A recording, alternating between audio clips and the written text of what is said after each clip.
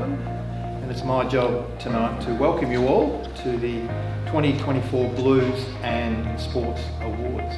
So I'd like to start by acknowledging the Wurundjeri people, who are the traditional custodians of this land on which we stand and play our sport, swim, sail, do all those other things, and pay our respects to their elders past and present. I'd like to formally welcome our board chairman, Mr. Ian Marshman, and board members Stephanie Spence, and I believe Jessie Gardner-Russell might be here somewhere. We also are expecting some of our residential college colleagues, including Dr. Eleanor Spencer-Regan from Janet Clark Hall, Dr. Ari Matumati, I'm sure I've just butchered that, from Ormond, and the Master of Queens, but he has passed on his apology, Dr. Stuart Gill, and I did attend a wonderful event at Queens last night to farewell Stuart after 8 very memorable years of leading that college.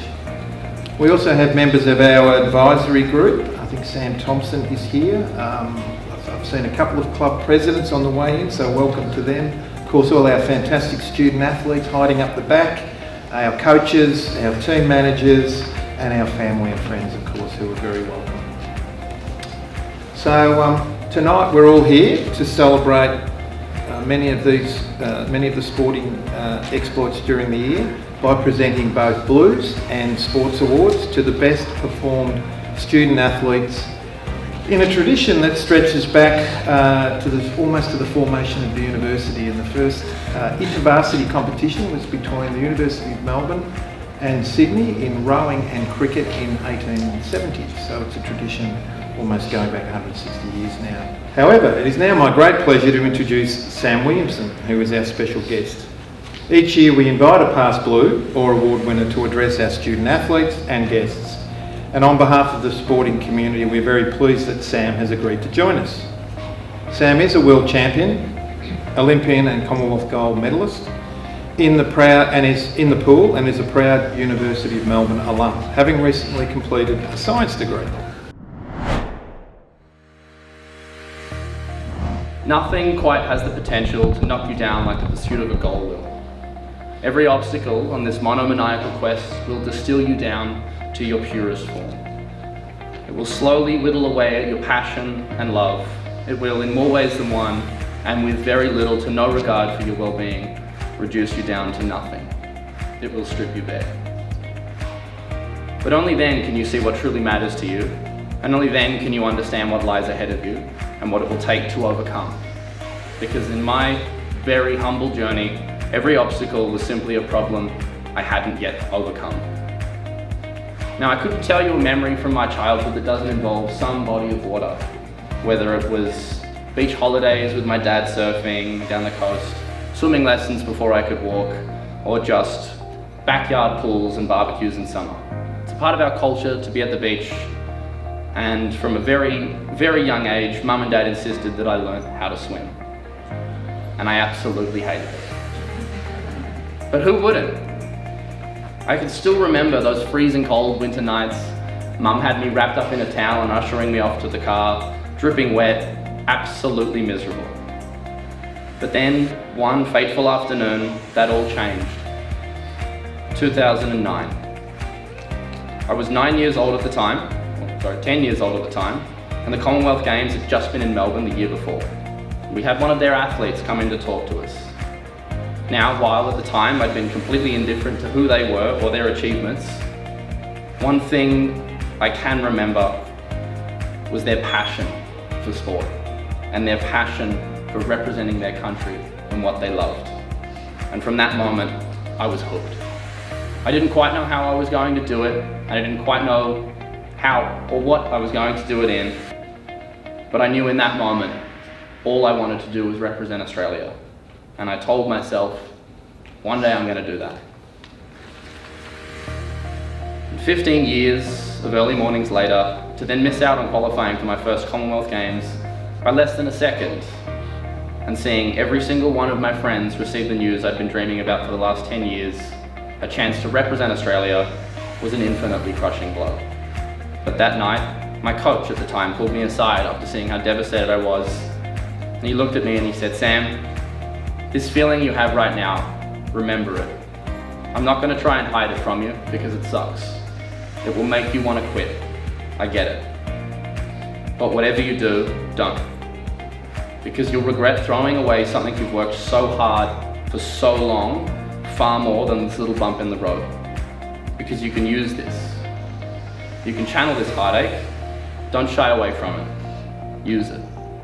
These emotions you're feeling right now are a special gift, but you must never succumb to them. Feel it, feel all of it, but then you just have to simply pick yourself up and get back to work.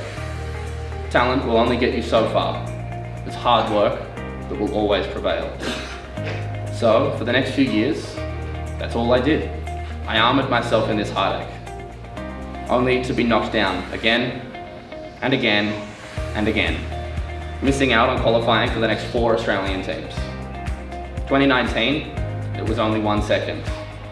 2021 was 0.4 of a second.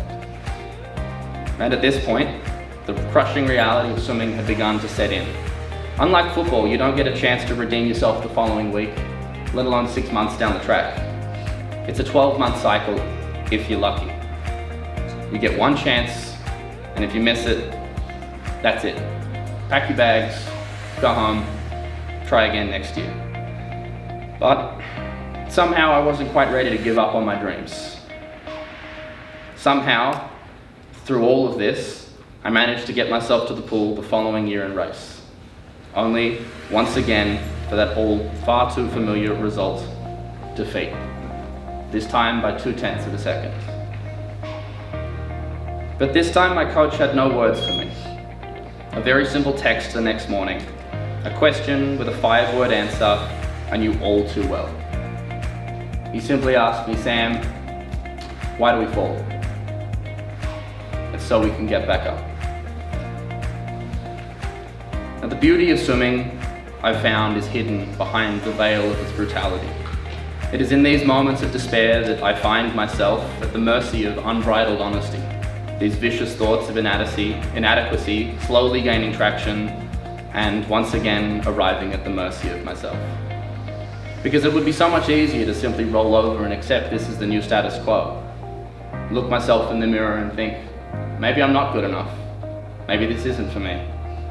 However, bearing this merciless self-reflection true to yourself and looking inwards is the far greater challenge. To allow this as a moment of deep thought and reflection, and to then armour yourself in the pain of these shortcomings. That is the true beauty of sport, and that is the beauty that I have found in swimming. It's in these moments of extreme vulnerability that swimming so callously provides that we learn far more about ourselves than we ever would had we been successful. Had I simply given up, succumbed to complacency, and stayed in bed, told myself, this isn't fair, nothing would have happened. But I wouldn't have 4 Commonwealth Games medals to my name. No one would have thought any less of me, but I wouldn't have been to the Olympics. And my life would have continued, but I wouldn't have a World Championship gold around my neck. But I wouldn't have failed, because there's no such thing as failure in sport. The only failure is the inability to learn. Making a mistake isn't a failure. Falling short isn't a failure. The inability to learn from these shortcomings and the unwillingness to move forward stronger, this is failure. To armour yourself in the pain of setbacks, and where this anguish is a badge of honour, is the greatest lesson sport can provide. And it is a badge of honour I wear with pride. It is through sport that I have learned that when an opportunity presents itself, you, and only you, have the power to make a decision. To view the path as a sacrifice or as a choice. Do you sacrifice everything that you've worked so hard for? Or do you choose to believe in yourself? Because it's an incredibly easy thing to become consumed by the moment, to get caught up in these emotions, and to get overwhelmed by the experience. However, it is a far more important to never lose sight of what has been overcome along the way, what has been accomplished to allow this moment. And it serves as a reminder to be grateful for everything and take absolutely nothing for granted. Appreciate every single opportunity that comes your way but be willing to fail at every turn. Be brave, but above all, be proud. Because every choice is a chance to build trust, a chance to be better, and it's these choices that will show your true character, who you really are, far better than your talent or abilities ever will. Now, in the last few months, I've been asked quite a lot about the Commonwealth Games, the World Championships, and now just recently the Olympics. But to tell you the truth, I can't really recall a lot from these weeks. They're all the same dizzying blur of sleep deprivation, chlorine, and a very, very unhealthy amount of coffee. What I can still remember though is just how nervous I would get before my very first swim. Because it doesn't matter where you swim, whether it's at a local pool here in Melbourne or at the World Championships. Before you walk out on the pool, every single one of them is the exact same. I don't know where they find them, but every single pool has the exact same uncomfortable plastic chair. Every single pool has that same damp aroma of chlorine lingering in the air. The only thing that is different though is the uniform you wear. And looking down, just before I walked out on pool deck, I couldn't help but smile. On my chest was the Australian coat of arms, and written underneath it, Australian swim team. Because it was then I realised that it doesn't matter what happens over these next few laps, I've made it. I could have come 8th, or I could have won, but I was now swimming for Australia. I was now swimming for that 7-year-old with a dream, and whatever happens, I was going to go out and enjoy the hell out of it. Make him proud, because every swim you get to do from here on in is just a bonus. Now, being away from my family at any competition is a massive challenge. Being away from my home, being away from friends is always incredibly difficult, and it's quite often in these overwhelming moments that swimming will provide. It wouldn't be uncommon to stand there and feel completely isolated. There's no denying that my swimming journey has been an inherently selfish one. It's me, every day in the pool by myself. I'm the one doing the hard work. I'm the one here on the blocks. I'm the one here on the podium, alone. But in that moment, not once did I feel alone, because looking into the stands, I could see the entire Australian swim team, my surrogate family, the team who 17 years ago now I had revered, and still to this day, perhaps even more so now, still do.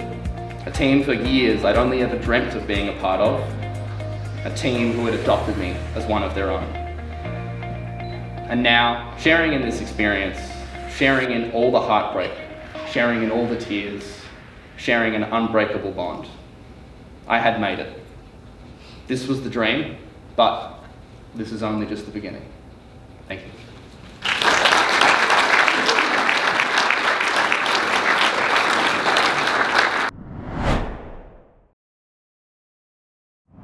We have a solemn duty because sadly this year we tragically lost a great servant of university sport in long-term athletics coach Terry Reid, who in fact I think gave 35 years of service to certainly the university, but to his sport and the school.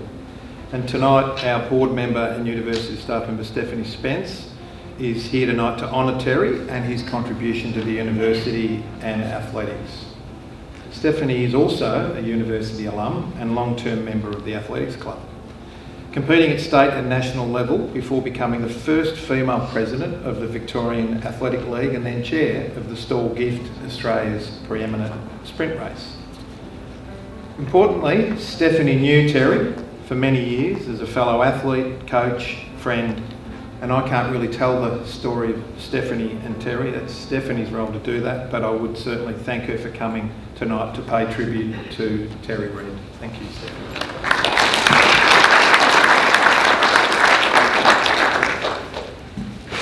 Thanks, Tim.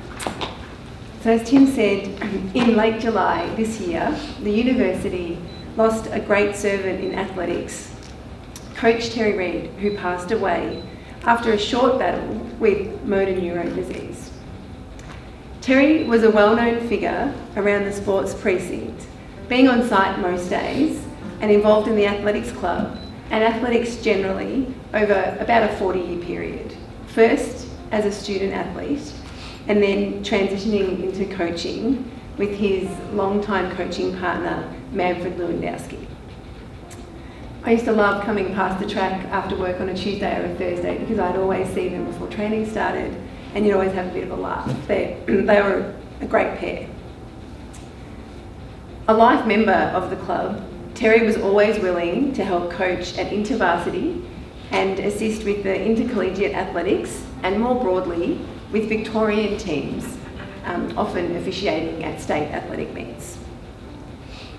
Terry was recognised with a life membership to Athletics Victoria, unfortunately awarded at the AGM 2 days after his passing.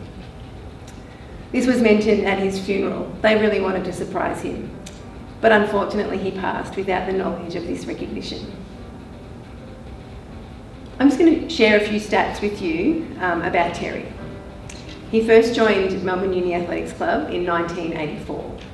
At the time, he was studying at Deakin University. He competed up until 1999. He was secretary and treasurer for 20 years, and he represented the club as a technical official at the Melbourne 2006 Commonwealth Games. He received a Distinguished Service Award for Athletics by the university in 2005. He was the athletics team manager for our Uni Nationals and Uni Games teams on 15 occasions. And he was a member of the Blues Advisory Group from 2015 to 2023.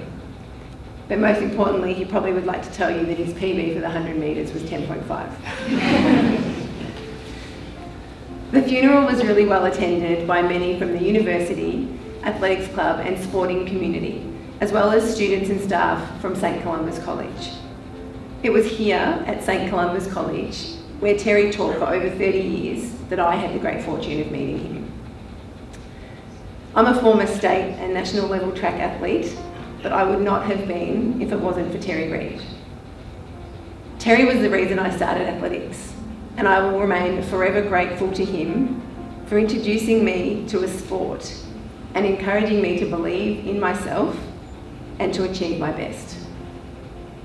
In Year 7 and Year 8, I participated, like many other girls,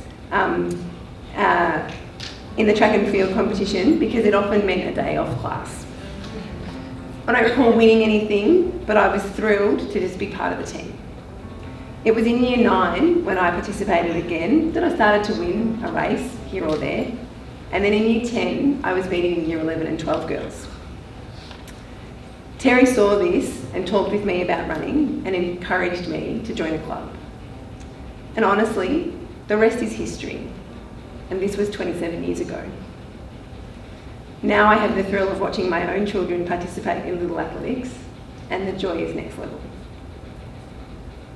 Terry was a mentor and great friend, and he had a very positive impact on myself and a number of other students from St Columba's College. At his funeral earlier this year, many stories were shared. He also was really involved in backstage, which was another side to him. He had a great love of theatre.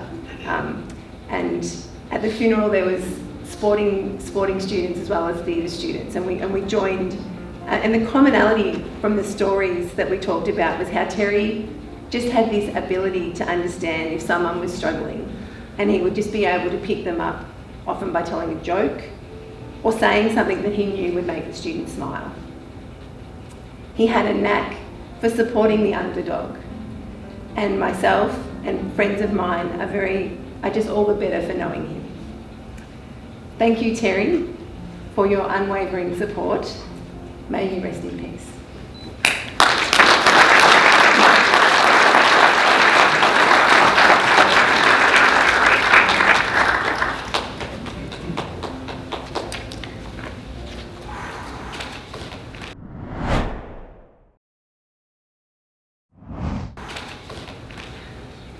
Thank you for those beautiful words, Stephanie.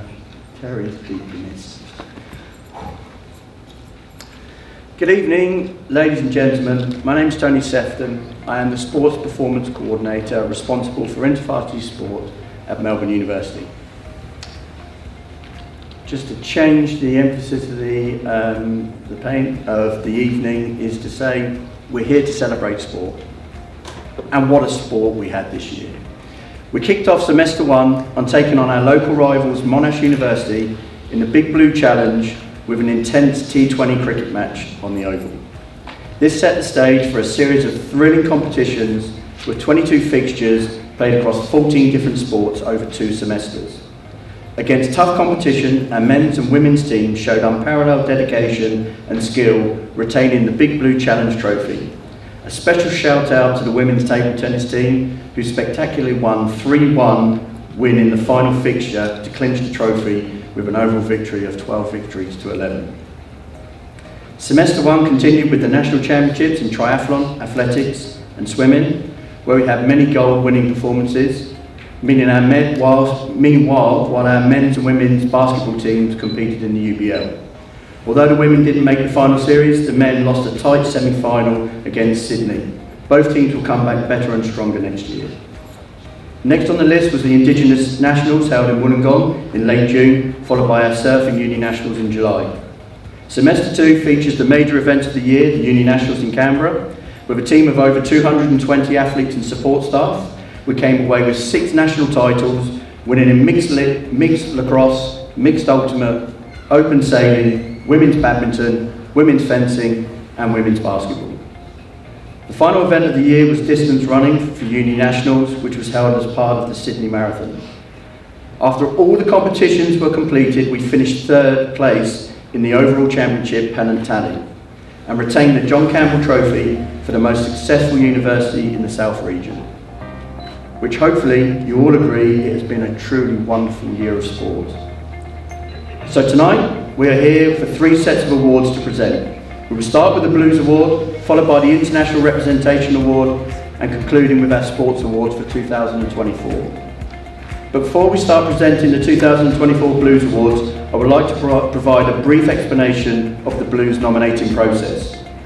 With a Sporting Blue being the highest form of recognition for sporting excellence when representing the university, it is understandable that the process for determining Blue is a rigorous one. The process begins with our inter-varsity coaches, team managers and nominated club members to review student-athlete performance from Uni Nationals and other endorsed inter-varsity events. They then nominate which athletes they recommend to receive either a half blue or a full blue for their respective sports. These nominations are then reviewed by the Blues Advisory Group, which is made up of individuals who have previously been awarded a Blue or Distinguished Service Award. The nominations are then painstakingly assessed against each other with respect to performance and history to ensure that today's Blues recipients have performed to the same standard of those who have been recognised here before. Finally, the Blues Advisory Group recommendations are provided to the Director of Sport for approval and presentation at tonight's event. Unfortunately, not all of our Blue recipients could be with us this evening, so we have acknowledged each award recipient in the Blues souvenir booklet. Only those in attendance tonight will be acknowledged throughout the evening's presentation. Our next set of awards and certificates are for our international representation. As the name suggests, these awards recognise our student athletes who have represented Australia or their home country in an international competition in 2024. Before we start, could I invite our guest speaker Sam up to the stage to present the certificates to our athletes. Our first certificate of the evening is for Benjamin Baisha. Oh, he is here with us, sorry Benjamin. Representing Australia in the World University Championships in cross country.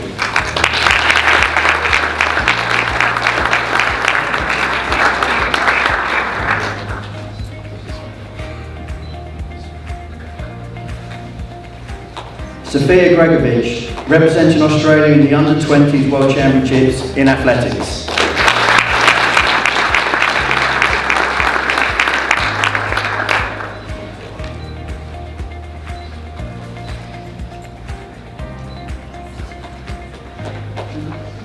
Jay Laracas, representing Australia in the IASF World Championships for cheer and dance.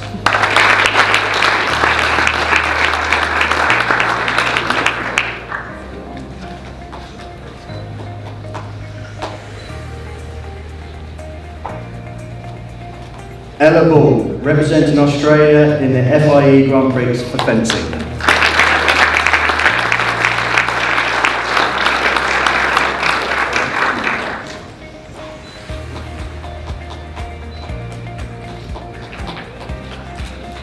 Mayuri Muradurahan, again, won't be joining us this evening, but represented Australia at the World Junior and Cadet Championships in fencing.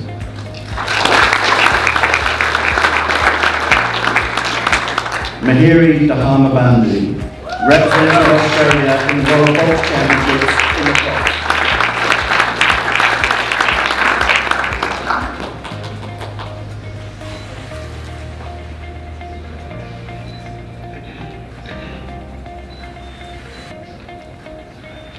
Trinity Meacham, represented Australia in the Under-20s World Championships for lacrosse.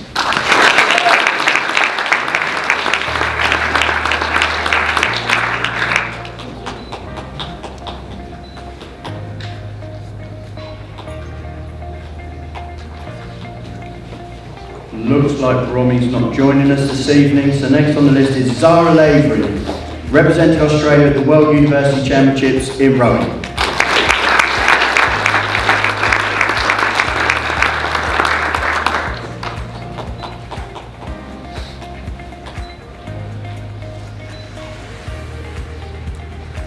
Alfred Hughes, represented Australia in the World University Championships for Rugby Sevens.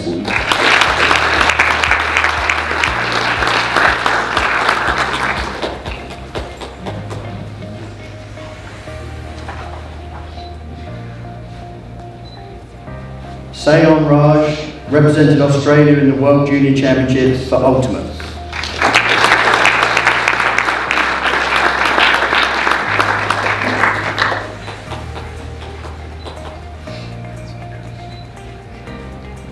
And our final one is for Victoria Chu, representing Hong Kong at the World Cup Touch Football.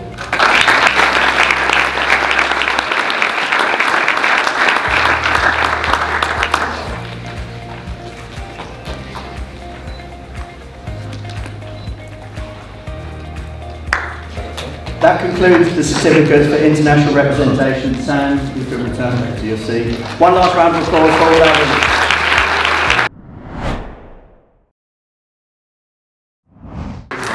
We now have arrived at the time to present our final sports awards for the evening.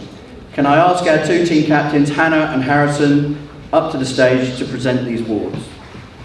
I would also like to invite Ian Marshman, Chairman of the NU Sport Advisory Board, up to the stage to present the trophies to our winning athletes.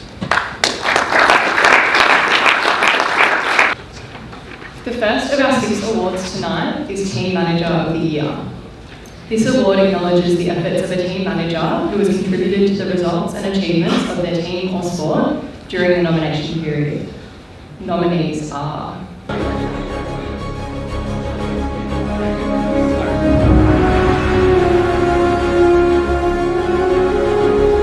Ellen Liu, fencing. Liam Tully, athletics. Ashley Mamuko, lacrosse. Yi Fan Sun, badminton.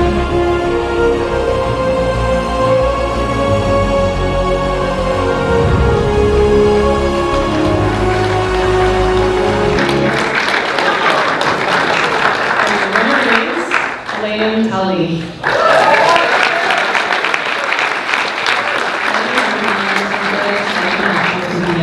Working tirelessly through OE to recruit new students.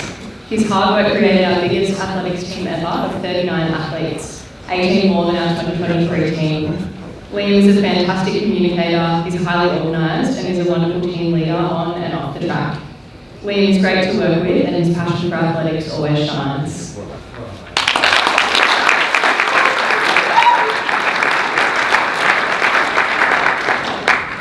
The next award is for Coach of the Year. This award acknowledges the efforts of a coach who has contributed to the results and achievements of their team or sport during the nominated period. The coach must have made a significant contribution to the success of a person, persons or team that they have coached or have been a major cause for an increased standard of coaching in the sport in which they have been associated. Nominees are Amelia Smith, Women's Basketball. Joel Rhymes, Men's Basketball. Julie Tran, Kendo. Millie Davis, Men's Touch.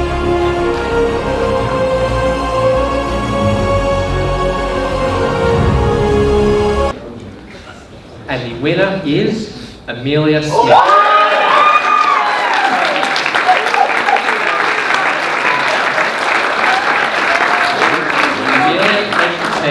To the gold medal at the Uni Nationals in Canberra, with many training sessions completed for the tournament. The teams were excellently prepared. The final was won against Sydney, the 2024 UBL champions. Amelia has been a big supporter of university basketball, first as a player and a full blue winner, and now as a coach. Well done.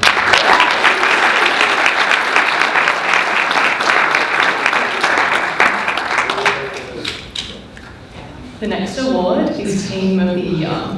This award acknowledges and recognises the achievements of the best University of Melbourne team, assessed on performances in Unisport Australia and endorsed into varsity events. Nominees are Mixed Lacrosse. Women's Basketball. Women's Badminton. Open Sailing. Mixed Ultimate. Women's Fencing.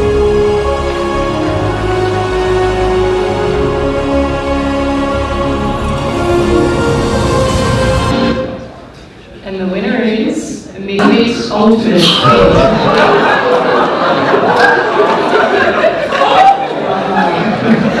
This team was also undefeated for the year, winning the Equal Challenge against Monash, winning the Victorian Ultimate Competition, the Cross Competition,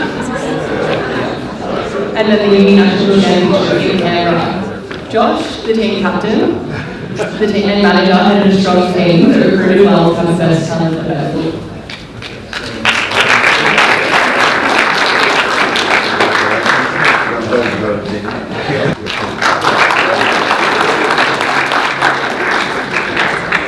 Our next award is Male Athlete of the Year.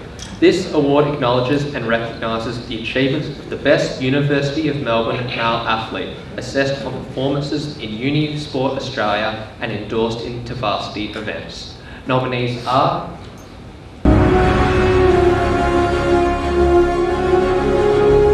Roman Anastasios, Athletics.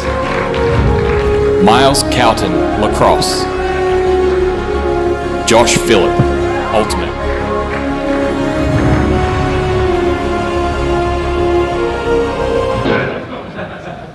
And the winner is Roman Anastasios.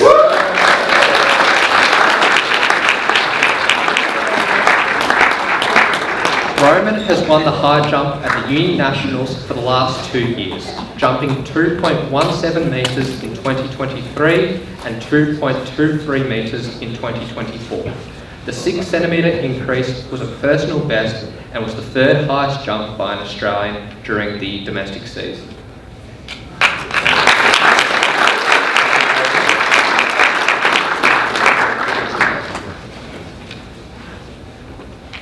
Our next award is Female Athlete of the Year, assessed on performances in Unisport Australia and endorsed in varsity events. Nominations are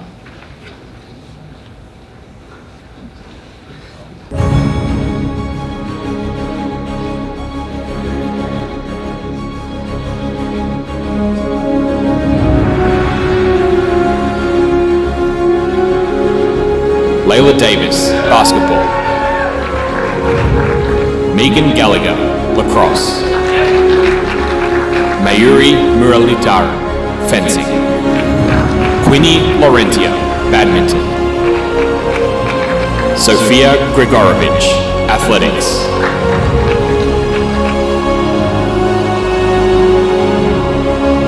and the winner is Layla Davis.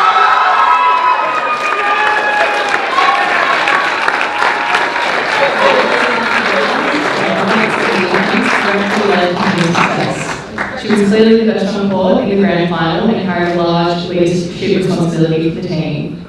After the disappointment of the women's UBL season, Layla led the team that dominated the competition in Canberra.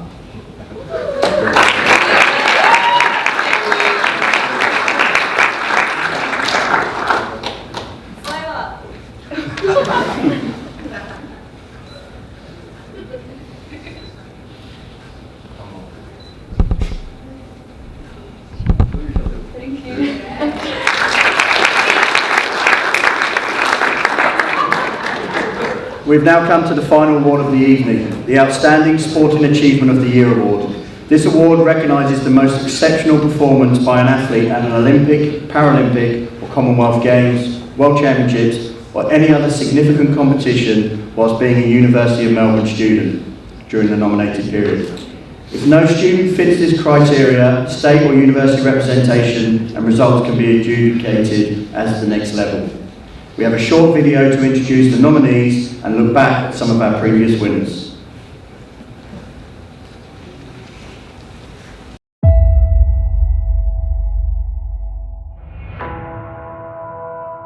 Finding their charge as they go through the first 100 metres. Australia in 5. Kerry Hoare and Kim Crow. What a performance from their crew, from Tara Kelly, Alice McNamara. Dylan Alcott, he's dominated this tournament for so many years now. Solid skiing there. It was a really good, clean race apart from the... My, Jemima. And what a moment this is for this young athlete. Bissett is delivering, lengthening her stride. How sweet it is! Collingwood win the grand final!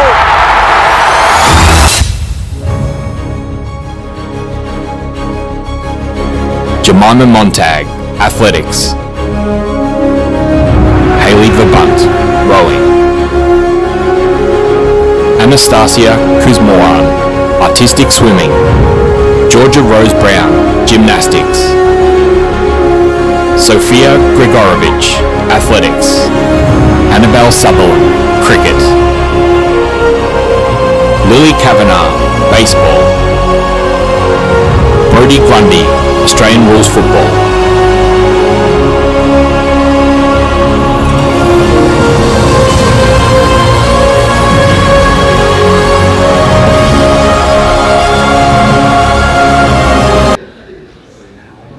So this year's winner is Jemima Montag. There are 2 bronze medals from the Paris Olympics, from the 20K walk and mixed relay marathon walk.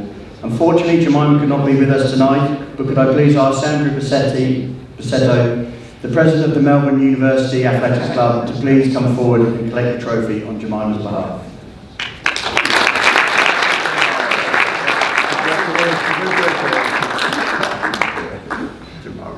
She's got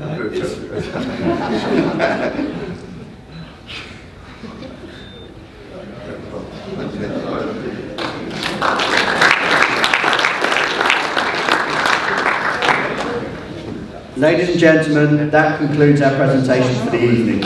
I would like to thank you all for attending. I would also want to give a special thank you to Stephanie Spence, Ian Marshman and Sam Williams for their presenting of the awards tonight. If I could ask all of tonight's award winners to remain seated as we will be taking a photo, a group photo. For the remaining guests, we would like to invite you to University House for some light refreshments and some conversation. Please follow our staff and they will direct you to the function. Thank you once again for sharing tonight's celebration of another wonderful and successful year of sport at Melbourne University. Give yourself one last round of applause.